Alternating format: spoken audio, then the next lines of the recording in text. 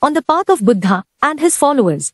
Buddhist pilgrimage centers can help India leverage its soft power. A Lord Buddha statue placed inside the Kushinagar International Airport, Tuesday, 19 October 2021.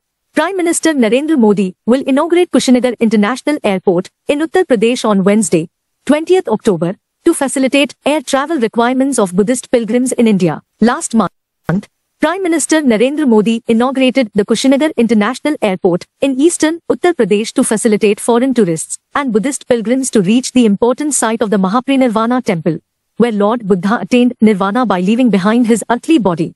The completion of the Kushinagar Airport is an important milestone in the Indian government's 2016 plan to develop a Buddhist circuit predicated on having world-class infrastructure to attract overseas tourists to India, the birthplace of Buddhism and home to its holiest pilgrimage sites. The ambitious tourism circuit, however, can achieve regional objectives. The 2 millennia-old, shared Buddhist religious and cultural legacy between Buddhism's Holy Land India and her 7 Shanghai Cooperation Organization, SCO, partner nations is an important historical narrative that connects all 8, however politically and culturally at odds they may be today.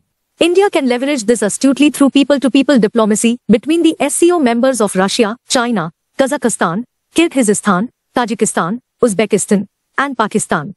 India has already made a beginning in this direction. On 30th November last year, as chair of the SCO Council of Heads of Government, India hosted the Shared Buddhist Heritage Virtual Exhibition in New Delhi, where it showcased Buddhist art, tapestry, ritual objects from across this vast Eurasian region.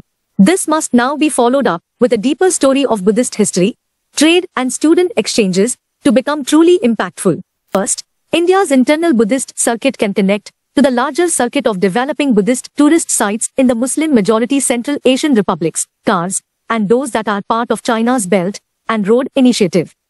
This will require tracing back Buddhism's living legacy and its archaeological remains in the SCO nations to its roots in India. More than physical connectivity, it is the dissemination of a historically factual and holistic narrative connecting these widespread ancient temples, monasteries, and grottos that will counter ongoing Chinese attempts to sinicize the Buddhist narrative, not just in the Maritime Belt and Road Initiative countries like Sri Lanka, but also in Himalayan border monasteries in Leh, Arunachal Pradesh, and India's neighbors Nepal and Bhutan. India's centrality to this history lies in not just being the Buddhist Holy Land, but in its role of introducing Buddhism across the region of the SCO and then continuously disseminating new ideas into this network for circulation, assimilation and, at times, transformation.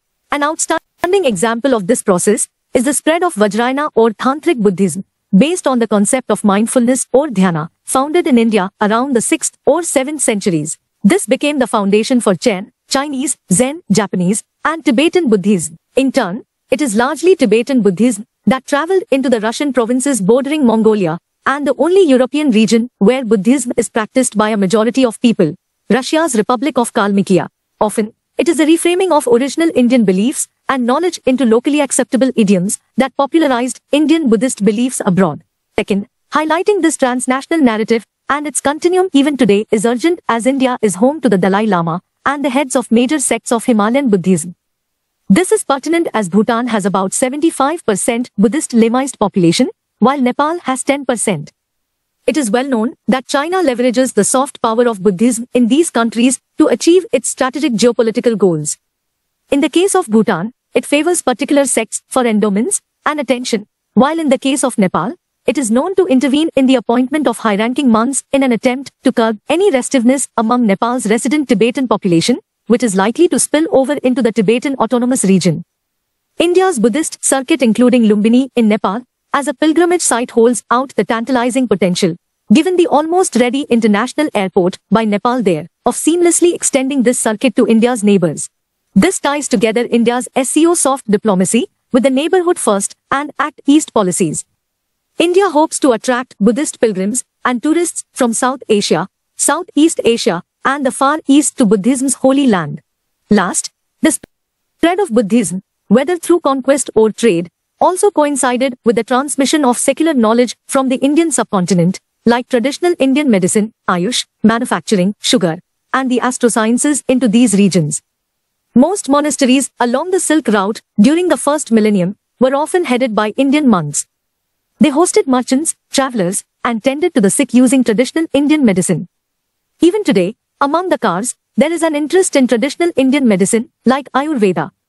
Exchanges, research and students for studying this would be of great interest to these countries. The idea of common cultural roots between people from these 8 very diverse nations can be the bedrock of future planned institutions within the ambit of the SCO, like the proposed SCO University. Though the SCO as a multilateral regional organization is more a political, economic and security alliance, India engaging vigorously in its soft diplomacy sphere will have a virtuous influence on the other dimensions too.